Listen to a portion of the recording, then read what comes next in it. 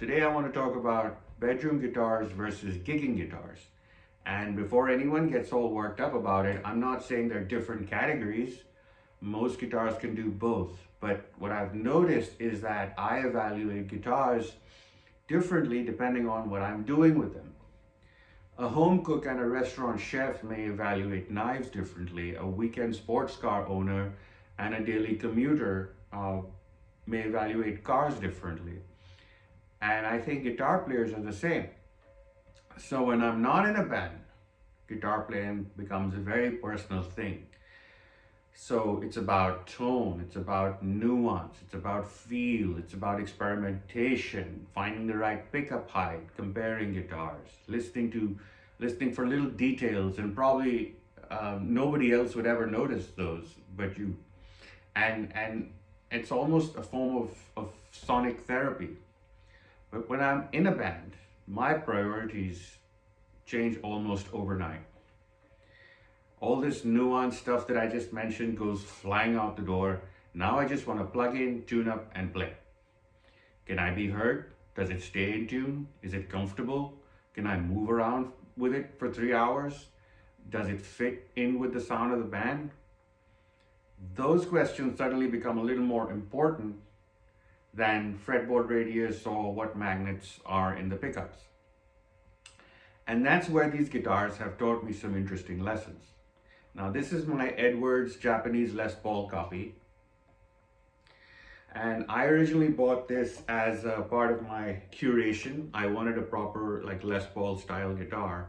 So at home, I definitely noticed that it's not the most ergonomic guitar I own. It's clunky, it's chunky, it's 2-inch thick body. But when I put it in a band context, it starts roaring like a muscle car.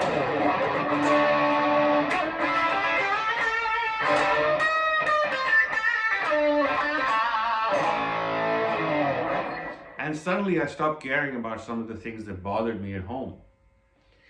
Then there's this one.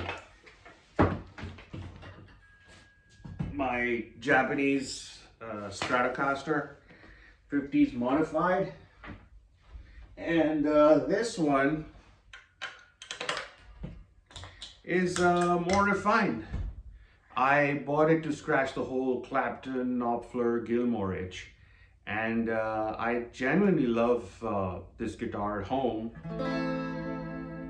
It's comfortable, it's expressive, and it's inspiring to play.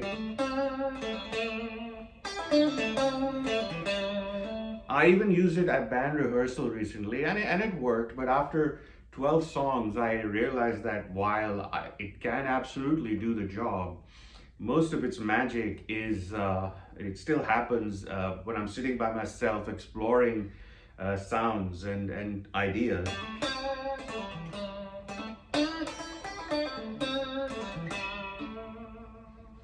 So, and there's the next one. Is this short scale Telecaster. Very interesting story for this one. It really surprised me, this one, because it fully intended to become my ultimate gigging guitar. So on paper it had everything, especially I love P90 pickups. I've got like nice boutique Porter P90 pickups. It's still my best sounding guitar, and you know, the look and everything, it's red, it's perfect for stage, and the attitude, and 4 years ago this was my main gigging guitar.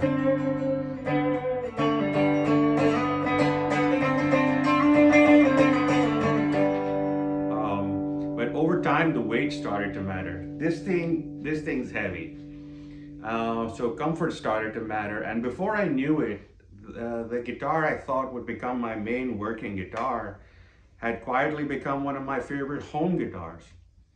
So, and then, you know, you're well aware of this one back there. There's my Telecaster Deluxe, which I've talked about already many times in my last couple of videos. I think I finally figured out why that one keeps surviving every comparison.